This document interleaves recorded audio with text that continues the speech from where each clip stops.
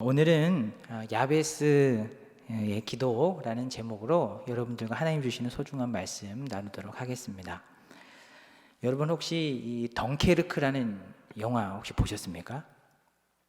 이름은 들어보셨죠? 예. 근데 이게 유명한 영화가 아니라서 여러분들이 이제 못 보신 분들도 아마 있으실 것 같아요. 2017년도에 개봉한 영화인데 이게 실화를 바탕으로 한 영화입니다. 예. 특별히 이제 2차 세계대전을 배경으로 하고 있는 전쟁 실화인데요. 제가 이제 이 전쟁 실화를 여러분들에게 먼저 좀 소개를 시켜드리고 오늘 본문으로 들어가도록 하겠습니다. 1939년에 이제 이 독일이 2차 세계대전을 발발시키죠. 이제 이에 맞서서 유럽 연합군들은 이제 독일 이 나치와 맞서 싸우기 위해서 이 아주 튼실한 연합군들을 만들고 이제 전쟁에 맞서 싸우고 있었습니다. 그런데 이 독일군들이 생각보다 강해도 너무 강한 거예요. 특별히 이제 이 전차를 주력으로 하는 이 기갑 부대는 거의 이제 최고 수준이었다고 이제 봐도 과언이 아닐 겁니다. 그래서 도무지 이겨낼 이제 방도가 없는 겁니다. 그래서 이제 유럽에 있는 많은 나라들이 연합군을 꾸려서 이 독일 나치들과 맞서서 싸우는데 이 전세가 도저히 역전될 기미가 안 보이는 겁니다. 그래서 밀려서 결국에는 이 유럽 연합군들이 마지막 방어선을 간신히 구축을 했어요. 그래서 이 방어선이 이제 만약에 이 나치에게 뚫리게 되면 뒤쪽은 다 바다였거든요.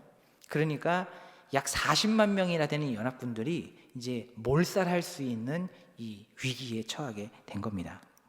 자, 그래서 여러분 이제 이 연합군들도 그래도 이제 마지막까지 살아남아야 되기 때문에 뭐 이제 머리를 써야 되지 않겠어요? 그래서 이제 가만히 생각을 해봤는데 이제 프랑스 쪽은 워낙 철통 방어가 잘 돼 있는 지역이었기 때문에 이제 군사들이 많이 필요 없겠다 싶어서 그쪽에는 이제 군인들을 조금만 배치를 하고 이제 반대쪽에 네덜란드와 벨기에 쪽에 이 많은 인원들을 배치를 해서 이 방어선을 아주 튼튼하게 구축을 하게 된 겁니다. 자, 그래서 약 40만 명이나 되는 군사들이 이렇게 잘 방어선을 구축을 했는데요. 이제 독일 입장에서 보면 이제 이 방어선을 뚫고 가야 되는데 이쪽에는 이제 뭐 워낙 이렇게 철통 방어가 돼 있는 곳이고 이쪽에는 워낙 많은 이제 군사들이 주둔해 있기 때문에 어느 쪽으로도 이제 뚫고 가기가 이제 어려운 상황이 됐어요. 자, 그래서 이제 이 유럽 연합군들은 그래도 이제 안심을 하고 있었는데 여러분 이 뛰는 놈 위에는 난 놈이 있다고 하잖아요. 근데 이 독일 사람들이 어떤 말도 안 되는 이 그 전략을 세우냐면 이쪽 방어선과 이쪽 방어선 이 두 방어선 사이에 아르덴 숲이라는 아주 큰 이게 사람이 몇 명 이렇게 잡아야 잡을 수 있는 큰 거목들이 빼곡하게 있는 우림 지역이 있었단 말이죠. 방어선 사이에.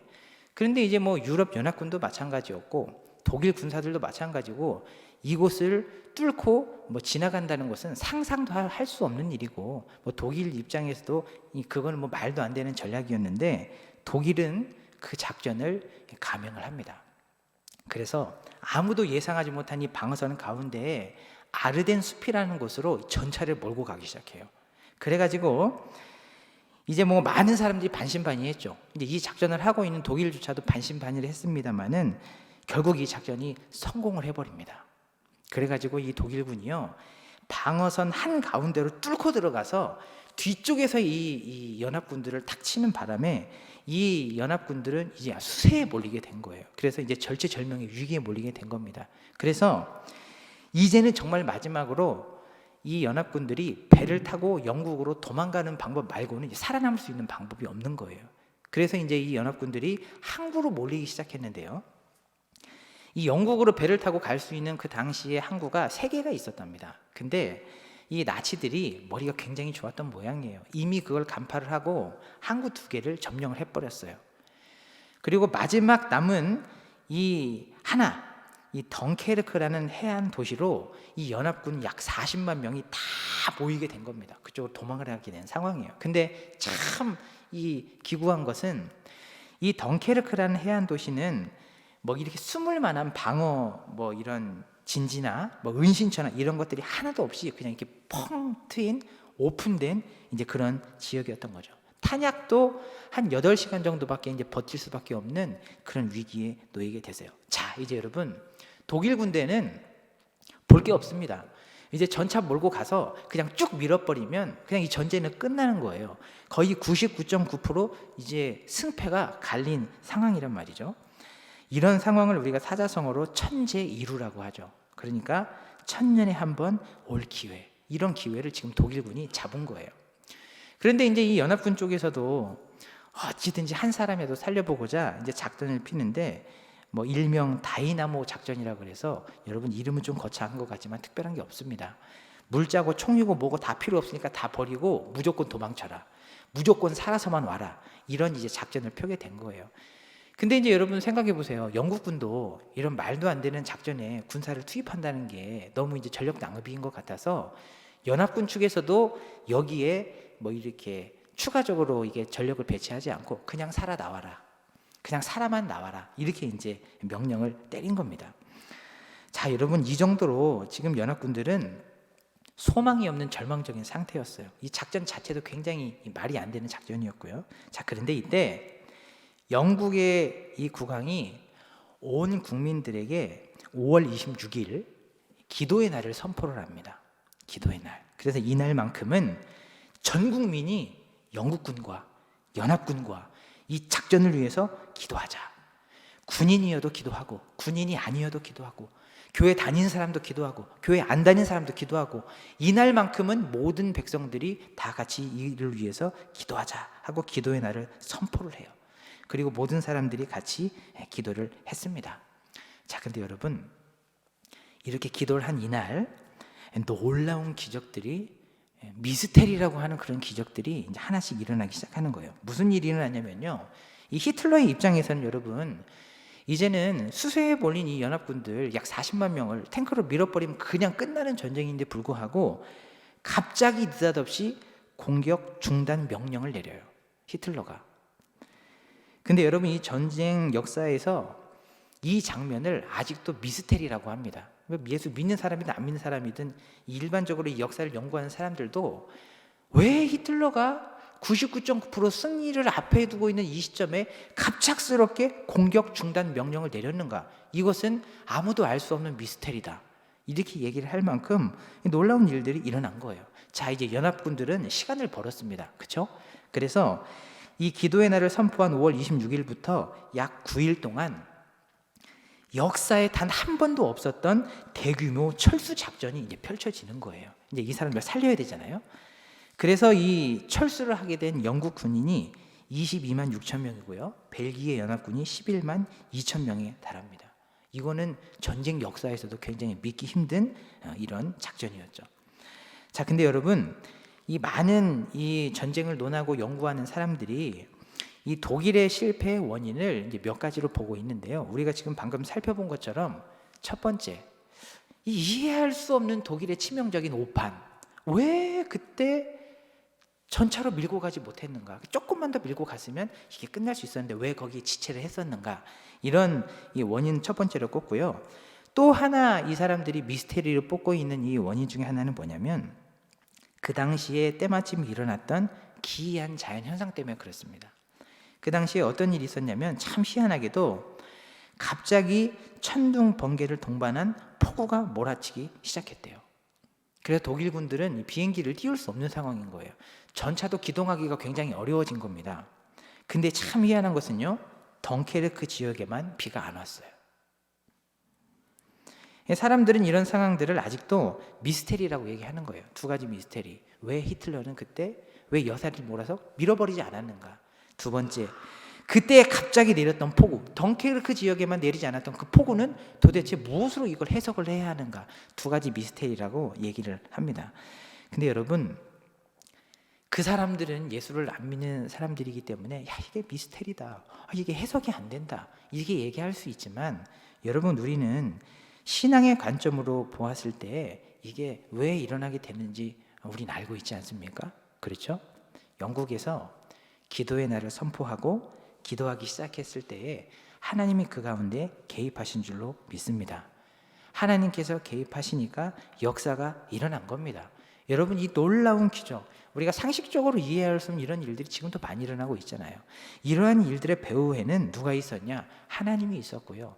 이러한 일들의 배후에는 또 무엇이 있었냐? 기도가 있었다는 겁니다. 여러분, 이 사실들을 우리가 꼭 기억해야 합니다. 99% 패전이 확실해 보였던 전장에서 0.1%의 확률을 뚫고 기적을 일궈낸 것이죠. 그게 바로 여러분 기도의 능력인 줄로 믿으시기를 바랍니다. 여러분, 우리가 신앙생활을 오래 하다 보면 기독교적인 단어들이 굉장히 익숙해지기 쉽습니다. 은혜, 은혜. 하도 우리가 많이 하다 보니까 은혜라는 얘기를 들어도 그게 마음에 눈물을 만들어내지 못해요. 십자가 한 30년 그 얘기를 듣다 보니까요, 십자가 얘기를 해도 마음에 감동이 잘 안 옵니다. 그렇죠? 아니실 수도 있고요. 근데 여러분, 그러다 보니까 기도 얘기를 해도 이 기도가 얼마나 큰 능력인지 여러분 우리 마음 가운데 이제 많이 무뎌져 버린 것 같아요. 그러나 여러분, 기도가 능력인 줄로 믿으시길 바랍니다. 기도가 해답입니다. 기도가 만능이에요. 여러분, 그리고 아무리 빠른 길을 찾으려고 해도요, 기도만큼 빠른 길이 없는 줄로 믿으시기를 바랍니다.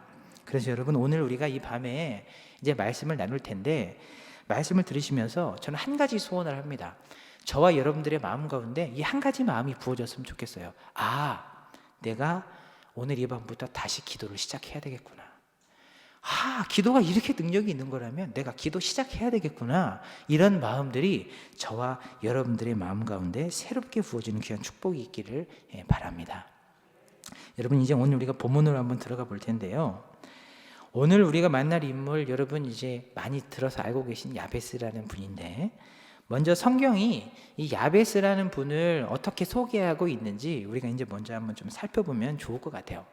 먼저 우리가 읽은 9절에 보면 이 야베스라는 사람을 귀중한 자다, 이렇게 성경에서는 이게 표현을 해 주었습니다. 귀중한 자다.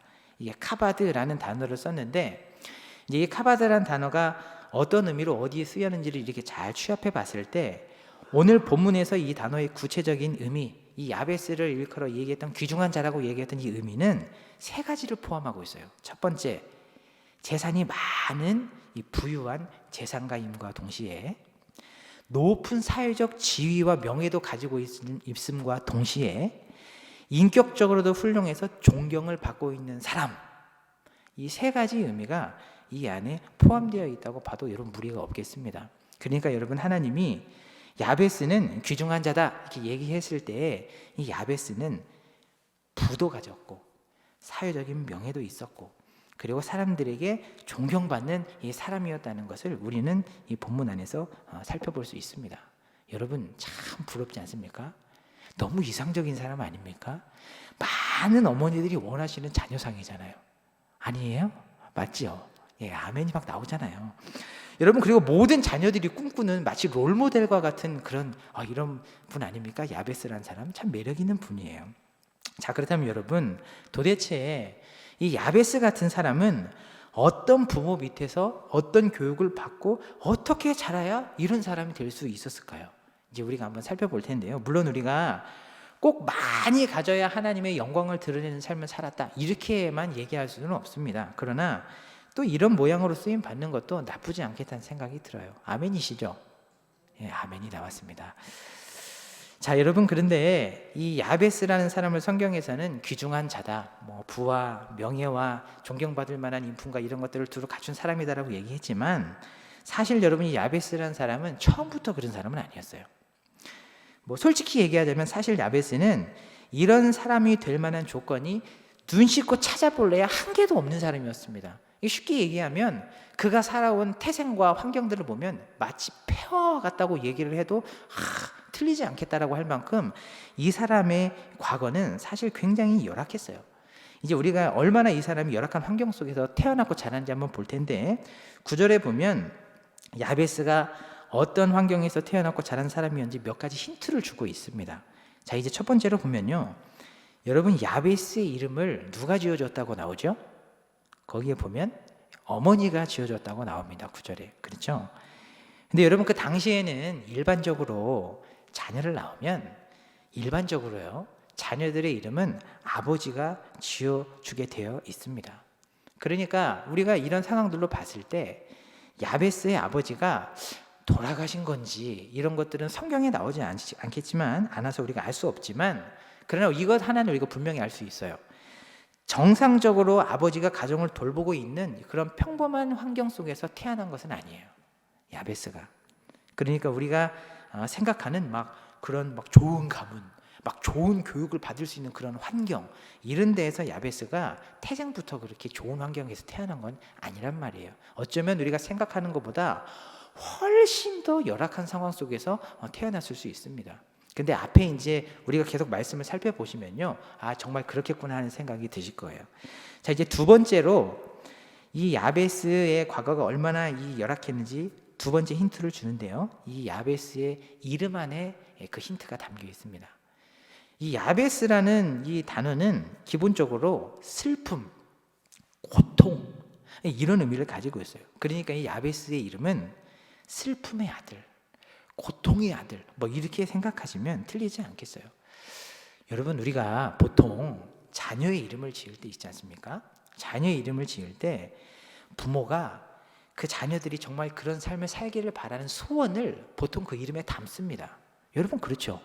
여러분들도 다 이름이 있으시잖아요, 그죠? 부모님이 여러분들의 이름을 지어주실 때에는 정말 이 이름대로 우리 아들, 딸이 그렇게 살아내기를 바란다, 이런 소원을 담지 않겠어요?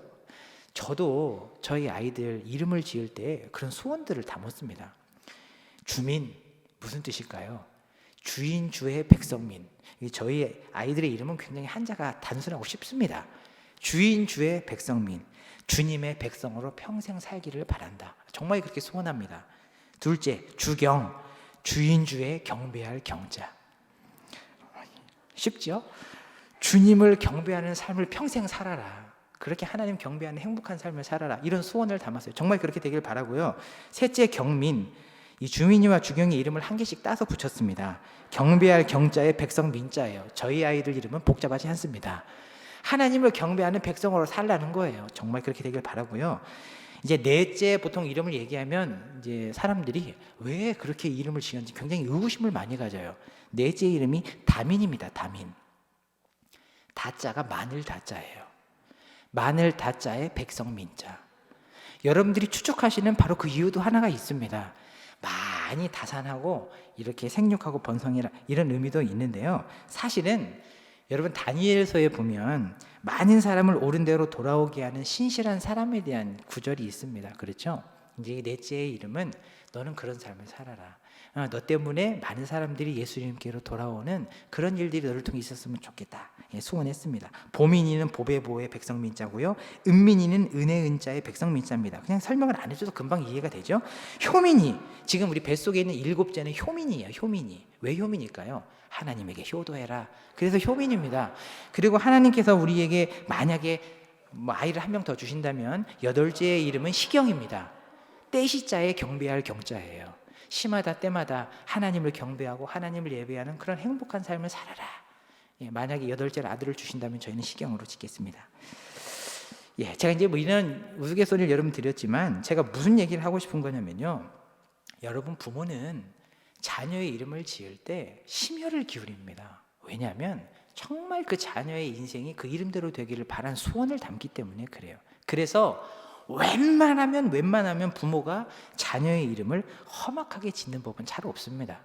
웬만하면. 그렇죠? 근데 오늘 본문에 야베스의 이름을 보세요. 엄마가 왜 야베스라고 지었을까요? 고통의 아들, 고난의 아들. 너를 낳을 때 얼마나 슬픔과 고통 가운데 우리가 있었는지 너는 그걸 평생 잊지 말아라, 이런 의미에서 이름을 지어주지 않았겠습니까? 여러분, 이것만 봐도 당시 야베스의 상황은 얼마나 퍽퍽하고 열악한 상황 속에 있었는지 여러분 우리는 충분히 알 수 있는 대목입니다. 한 가지만 힌트를 더 드릴게요.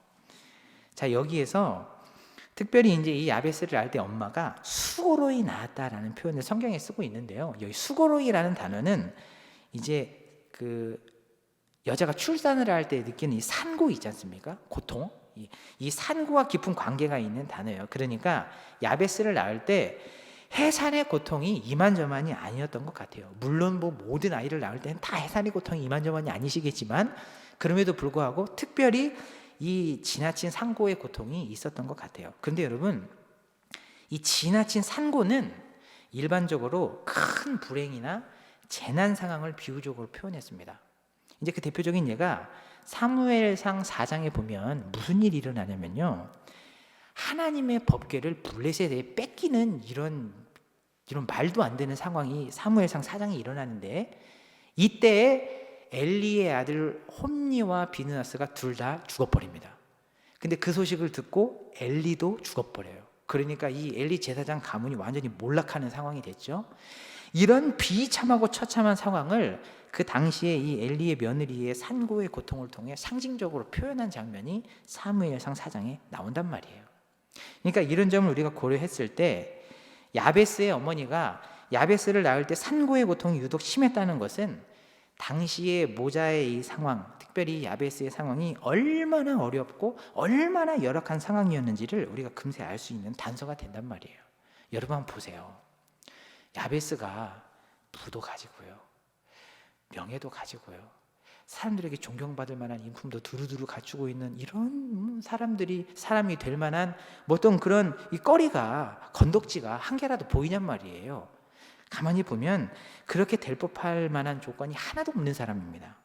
근데 여러분, 이 야베스의 이런 열악한 상황은 어렸을 때뿐만이 아니라 자라면서도 꽤 긴 시간 계속됐어요. 왜냐하면 10절을 보시면요, 야베스가 자라서까지 뭘 하나님에게 구하고 있는지 여러분 보세요. 나의 지역을 주님 좀 넓혀주십시오, 간절히 구하고 있는데, 여러분 여기서 지역이라는 거는 그 조상들로부터, 아버지 때로부터 유업으로 받은 땅, 이런 의미를 가지고 있는 의미인데요, 어쩌면 이 야베스가 부모님으로부터, 아버지로부터, 조상들로부터 물려받은 땅이 조금 있었던 것 같긴 해요. 근데 그 땅마저도 너무 척박하고 쓸모없는 땅, 너무 조금이어서 어디 뭐 하나 해먹을 수도 없을 만한 그런 아마 작은 땅이었던 것으로 생각이 됩니다. 한마디로 찢어지게 가난했다는 얘기죠, 이 야베스가 자라오는 과정들이요. 더불어서 그래서 뭘 구하고 있냐면요, 주의 손으로 나를 도우셔서 제발 환난을 벗어나서 살 수 있도록 도와주십시오. 마음에 근심이 없이 살아갈 날이 오도록 좀 도와주십시오. 이렇게 구하고 있지 않습니까? 그냥 딱 봐도 재정적으로도 굉장히 찢어지게 가난했던 것 같고요. 뿐만이 아니라 여러 가지 많은 환난들이 시도 때도 없이 들이닥치고 애간장이 녹아나는 근심들이 날마다 있는 그런 상심 가운데 아마 이 야베스가 이 유년 시절을 보내고 또 이렇게 청소년 시절을 보내고 했던 것 같아요. 자, 여러분, 결론적으로 제가 말씀드리고 싶은 건 뭐냐면요, 야베스의 출생뿐만이 아니라 그의 이름을 봐도 그렇고요, 그리고 그가 자라온 모든 과정과 환경들을 한번 보세요. 처음부터 존귀한 사람이 아니었단 말이에요. 부와 명예와 이 모든 인품과 존경받을 만한 이런 것들을 두루 갖출 만한 귀중한 사람? 사실 이 야베스하고는 별로 상관없는 말이었어요. 제가 아까 말씀드렸지만 사실 야베스의 이 삶의 터를 가만히 보면 마치 폐허와 같아요. 폐허, 아무것도 없는. 자, 그렇다면요 여러분, 이제 여기서부터 굉장히 중요하죠.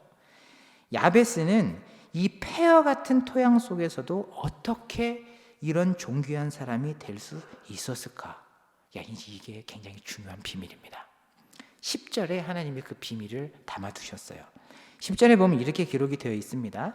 야베스가 이스라엘 하나님께 아뢰어 이르되, 이렇게 되어 있어요. 뭐 했다는 거예요? 여러분, 기도했다는 겁니다. 여러분 이거 보세요. 감흥이 없잖아요. 벌써 우리가 기도를 하는 단어에 많이 익숙해진 것 같아요. 여러분, 기도했다는 겁니다. 능력의 기도. 아멘이시죠? 기도했어요. 그런데 주목할 점은요, 여기서 아뢰다라는 표현이요, 미완료 시상을 썼습니다.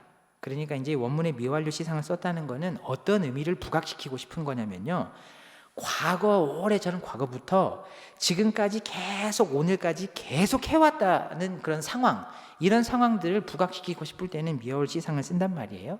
그러니까 야베스가 하나님께 아뢰었다, 하나님께 기도했다, 이것은 단회적으로 일시적으로 기도한 게 아니고요,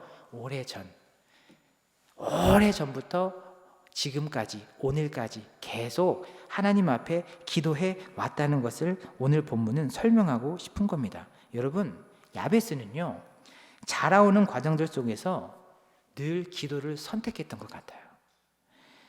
열악한 환경 속에서 여러분, 우리가 보통은 사람이 원망하기 쉽잖아요. 근데 원망을 선택하기보다 기도를 선택했어요. 환난이 닥칠 때 우리가 보통 다른 방법들을 찾기 쉽지만 다른 방법들을 찾지 않고 야베스는 기도를 선택했던 것 같습니다. 뼈가 마르는 근심이 찾아올 때에도 낙심하고 주저앉아 버리고 기도하는 것도 귀찮아지지 않습니까? 큰 근심이 찾아오면 그런 상황 속에서 야베스는 낙심을 선택하지 않고 기도를 선택했어요. 여러분, 이게 참 쉬운 게 아닙니다. 앞서 말씀드린 바와 같이 사람이라면 누구나 부정적인 반응이 먼저 튀어나오는 법이잖아요. 그렇죠? 열악한 환경 탓하기 쉽습니다. 환난이 닥칠 때 다른 방법 막 찾아보다가 길이 막히고 방법이 없으면 불평하고 그냥 손을 놔버리기 쉬워요. 근심이 몰려오면 여러분, 깊은 근심이 찾아올 때 기도하는 것도 귀찮습니다. 기도할 힘도 안 나요. 그럴 때가 여러분 있지 않습니까? 그리고 자기 연민에 푹 빠져서 한숨만 쉬고 있는 그런 반응들을 하기가 오히려 쉽단 말이에요. 일반적으로 사람은 그렇다는 거예요. 여러분, 야베스도 사람인데 똑같은 심정이지 않았겠어요? 그러나 야베스는 다른 선택을 했어요. 자기의 태생을 원망하지 않았습니다. 환난이 끊임없이 찾아올 때 여러분, 다른 방법들을 찾지 않았어요. 그리고 여러분, 뼈가 마르는 근심이 계속해서 찾아올 때에도 낙심하고 주저앉아 있기를 선택하지 않았어요. 기도를 선택했습니다. 끊임없이 기도를 선택했고요. 계속해서 기도를 선택했습니다. 그렇게 오래전부터 지금까지, 오늘까지 야베스는 기도를 계속 해왔다는 거예요. 여러분, 우리는 오늘 본문 안에서 이 야베스의 이 긍정적인 태도를 배워야 합니다. 저도 마찬가지고 여러분들도 삶 속에 고통이 누구나 다 있으시죠. 고민이 있으시고 다 있으실 겁니다. 여러분, 그렇다면 우리는 그 고통을 지금 어떤 태도로 대하고 있습니까? 야베스와 같은 긍정적인 태도로 이 고통을 대하고 있습니까? 아니면 부정적인 태도에 머물러 있습니까? 여러분, 이 문제는 굉장히 중요한 부분이에요. 물론 쉽지 않겠지만 우리가 이 기로에서 무엇을 선택하느냐는 우리의 모든 인생의 흥망성쇠를 좌우할 수 있기 때문에 그렇습니다. 그렇기 때문에 여러분, 우리는 이 말씀 앞에 우리는 지금 어떤 태도를 가지고 있는가를 더 진중하게 살피고 점검해야 합니다. 그리고 우리가 이 부정적인 태도에 머물러 있다면 우리는 이것들을 개선해 갖고 바꿔가야 해요. 그렇지 않으면 우리 안에는 변화가 일어나지 않을 거기 때문에 그렇습니다. 자, 여러분, 그러면 야베스는 이렇게 기도를 선택했어요. 기도. 원망하지 않았어요. 기도를 선택했습니다. 환난이 닥쳐올 때 다른 방법 아니고 기도를 선택했습니다. 근심이 찾아올 때에도 기도를 선택했어요. 자, 이렇게 기도를 해왔는데요. 그러면 이 기도에 하나님은 어떻게 반응을 하셨는가? 우리가 10절 후반부를 보면 그 하나님의 이제 태도도 우리가 볼 수 있는데 이렇게 되어 있습니다. 하나님이 그가 구하는 것을 허락하셨더라, 이렇게 되어 있어요. 자, 근데 여러분, 참 흥미로운 것이 여기서 허락하셨다는 단어도 동일하게 미완료시상을 쓰셨어요. 이게 무슨 얘기입니까? 야베스가 기도할 때마다 하나님은 성실하게 반응해 주신 거예요.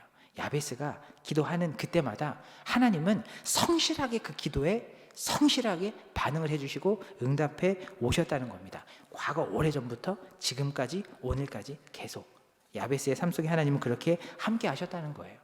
여러분, 폐허와 같았던 환경을 이 야베스가 극복할 수 있도록 했던 힘이 오늘 본문에서 뭐라고 생각하십니까? 기도였어요.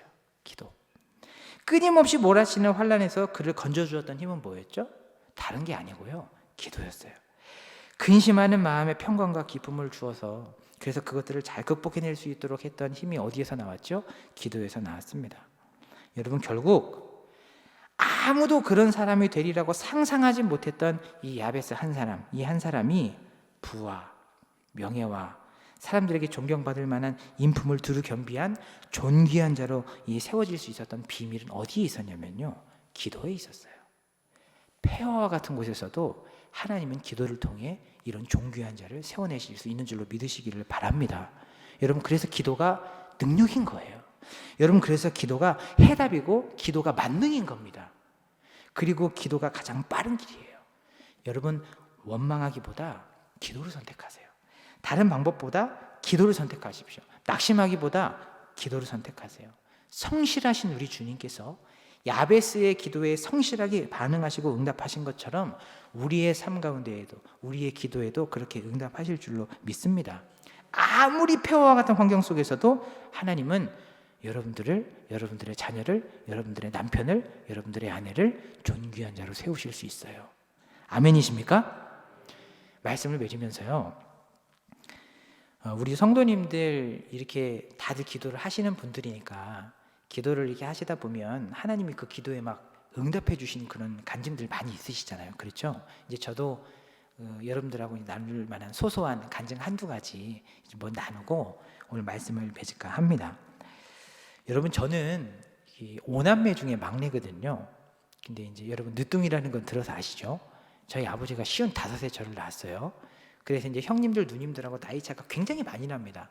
제 바로 위에 있는 누나가 저랑 14살 차이가 나거든요. 그리고 이제 저희 큰 누님 딸이 42이에요. 제가 43이거든요. 그러니까 그런 관계입니다. 아무튼 이제 그렇게 살았는데 저에겐 그래서 아주 나이가 많은 지금 환갑을 넘어가는 형님이 한 분 계세요. 형님이 한 분 계신데 파주에 살고 계신데 안타깝게도 이 형님이 한 몇 년 전이에요. 몇 년 전에 폐암 선고를 받았어요. 근데 이제 이 폐암 선고를 받고 상태가 이제 너무 심각해졌는데 어느 정도로 심각해졌냐면요. 이 폐에 있는 암이 이게 전이가 돼서 뇌에까지 전이가 됐어요. 그러니까 뇌에까지 전이가 됐다 그러면 이거는 그냥 뭐 일반적으로는 그냥 가망성이 없는 상태예요. 그래서 항암을 끊임없이 계속 했는데 이 항암은 치료를 해서 살려보자는 의미의 항암이 아니었고요. 그냥 조금 연장을 시켜보자는 의미에서 아마 그런 항암을 수십 차례 아마 했던 것 같아요. 그래서 이제 그 소식을 이제 저도 동생이니까 들었으니까 이제 형님을 위해서 이제 제가 뭘 해줄 수 있을까 생각을 해봤는데 제가 해줄 수 있는 게 없죠. 그래서 이제 기도하자 이렇게 생각을 하고 그때부터 이제 새벽 예배에 나가면 빠지지 않고 이제 형님의 이름을 불러가면서 기도를 했어요. 물론 형님을 위해서만 막 기도했다기보다 저희 가정은 이제 대부분 믿지 않는 형제들이 많아서 형제들 이름을 한 명씩 불러가며 기도할 때 형님 기도도 이렇게 했습니다. 그렇게 기도를 한 지 한 2년쯤 아마 지난 시점이었던 것 같아요. 이제 형에게 전화가 왔어요. 그래서 전화를 이렇게 딱 받아봤는데 형님이 이제 검사를 받으러 병원에 갔는데 여러분 무슨 일이 일어났을 것인지 여러분 예측이 되시죠? 사람의 상식으로는 해석이 안 되는 일이 일어난 거예요. 폐에서부터 이 암이 전이가 돼서 뇌까지 다 전이가 돼서 이제 뭐 가망이 없었는데 병원에 가서 검사를 받아보니까 암세포가 하나도 없더라는 거예요. 의사 선생님들이 깜짝 놀란 이게 무슨 일이냐? 아니 어떻게 이런 일이 있어서 이게 어떻게 된 일이냐? 의사들도 뭐 해석을 할 수는 없지만 어쨌든 검사 결과를 보니까 암이 없는 거예요. 그래서 저희 형님은 지금도 일상생활을 너무 잘하고 계시고요. 직장생활도 하고 계세요. 그래서 며칠 전에도 전화가 왔는데 보통 암에 이렇게 한번 걸리면 몇 달 이렇게 해서 주기적으로 검사를 받지 않습니까? 검사를 받았더니 아주 깨끗하다고 얘기를 하시더라고요. 글쎄요, 이제 뭐 저희 형님도 이게 어떻게 된 일인지 자기도 모르겠다고 얘기를 했지만 저는 개인적으로 이 가망 없던 폐허 속에서 이 형님을 기적처럼 건져낸 힘은 저는 기도의 힘이었다고 믿습니다. 아멘. 여러분 아멘이시죠? 제가 이런 얘기하면 저희 식구들은 잘 안 믿더라고요. 그렇지만 저는 개인적으로 확신을 합니다. 저의 기도 때문에 형님이 나았다 생각을 해요. 또 하나 이제 제가 짧은 간증을 하나 나누자면 저희 둘째 누님 얘기입니다. 저희 둘째 누님은 굳이 뭐 종교가 뭐냐고 얘기를 한다 그러면 뭐 불교 쪽이라고 얘기를 하는 게 맞을 것 같아요. 왜냐하면 젊은 시절에 이 절에를 종종 다녔거든요. 제 어렴풋한 기억에 막 절에 왔다 갔다 했던 기억들이 좀 있어요. 그리고 우리 둘째 매형이 불교 방송국인가 불교 방송 쪽인가 어디에 굉장히 오래 근무한 중역입니다. 그리고 우리 매형의 본가에 가면 강원도인데요. 거기에는 집 안에다가 뭔가를 모시는 뭔가가 있어요. 이 정도로 굉장히 불교에 심취해 있는 부부였습니다. 근데 뭐 이제 누나를 위해서 제가 기도를 했겠잖아요. 새벽마다 기도를 했어요. 사실 지금도 그렇지만 형제들의 이름을 한 사람 한 사람, 조카들의 이름을 한 사람 한 사람, 그리고 제 고등학교 동창, 대학교 동창들 안 믿는 친구들이 있잖아요. 이 친구들 이름 한 명씩 불러가면서 하나님, 이 사람들도 어린 양의 생명책에 좀 이름을 기록해 주시고 뭐 이렇게 이제 기도를 하고 있는데 그렇게 기도를 하고 있는 중이었어요. 근데 이제 어느 날 추석 때 이제 누나도 인사하러 가고 형님도 인사하러 가잖아요. 이제 제가 이제 누나가 운영하고 있는 가게에 들러서 선물 세트 하나 들고 가서 이제 인사를 하려고 갔어요. 애기들 데리고 갔습니다. 가가지고 누나 나 왔어. 이렇게 이제 인사를 하는데 야, 너 조용히 여기 따라와봐. 저를 부르더라고요. 왜? 그러고 갔더니 너 조용히 해. 뭘? 그랬더니 이런 얘기를 했어요. 야, 나 교회 집사 된 지 2년 됐다. 니네 배경 모르니까 조용히 해. 이렇게 얘기를 하는 거예요. 그래서 제가 깜짝 놀랐어요. 아니 어떻게 우리 둘째 누나가 교회를 다닐 수가 있지? 이런. 근데 그것도 집사가 됐다는 거 아니에요. 그러죠. 그래서 좀 깜짝 놀랐어요. 근데 여러분, 물론 지금은 누나가 이제 일도 바쁘고 막 이래가지고 신앙생활을 막 열심히 막 이렇게 하고 있지는 않는 것 같아요. 그러나 이 누님 부부가 불교에 얼마나 깊이 관여하고 있었던 사람인지 생각해 보면 정말 여러분 기적이라고 말하지 않을 수가 없습니다. 근데 여러분, 저는 이 일도 그냥 우연히 돌발적으로 어쩌다 보니까 생겼다고 저는 생각하지 않아요. 이 일이 왜 있을 수 있었죠? 이 배우에는 뭐가 있었죠? 기도가 있었어요. 저는 누가 보면 잘난 척한다고 그랬을지 모르겠지만 저는 저의 기도 때문에 우리 누님이 이렇게 돼가지고 이 교회 집사가 됐다고 저는 믿어 의심치 않습니다. 할렐루야, 아멘. 제가 아멘 할게요, 그냥. 네. 여러분, 저는 지금도 이제 형제들, 친구들을 위해서 기도하고 있는데 이런 모습들을 이렇게 가만히 보면서 제가 이 기도를 멈출 수가 없는 거예요. 왜냐하면 이렇게 기도할 때에 하나님께서 성실하게 그 기도에 반응하시고 응답하셔서 언젠가는, 그때가 10년 후일지 20년 후일지 나는 모르지만 언젠가는 이 기도를 받는 그들의 인생 속에 하나님이 들어가셔서 개입하실 거라는 기대가 있기 때문에 그래요. 그래서 그들도 구원에 내시겠다라는 기대가 있기 때문에 그렇습니다. 사랑하는 여러분, 기도가 최고의 능력인 줄로 믿으시기를 바랍니다. 기도가 해답입니다. 기도는 만능이에요. 기도가 가장 빠른 길입니다. 여러분 지금 어떤 상황 속에 계세요? 혹시 폐허 속에 계십니까? 관계의 폐허, 재정적인 폐허, 건강의 폐허, 무슨 폐허 속에 계세요? 여러분, 그럼에도 불구하고 포기하지 마세요. 원망을 선택하기보다 오늘 밤부터는 기도를 선택하세요. 다른 방법을 자꾸 찾으려고 하기보다 기도를 선택하시고요, 낙심하고 주저앉아 있기보다 기도를 선택하신 여러분 되길 바랍니다. 그럴 때에 성실하신 하나님께서 우리의 기도에 성실하게 반응하시고 응답해 주실 거고요, 그리고 여러분들의 삶을, 여러분들의 남편의 삶을, 여러분들의 아내의 삶을, 여러분들의 이 꼴뚜기 같은 자녀들의 삶을 폐허와 같은 토양 속에서도 결국에는 존귀한 자로 세워내실 줄로 믿습니다. 아멘이시죠? 우리가 그런 믿음을 가지고 오늘 밤 기도했으면 좋겠고 이번 한 주 그렇게 살아내셨으면 좋겠습니다.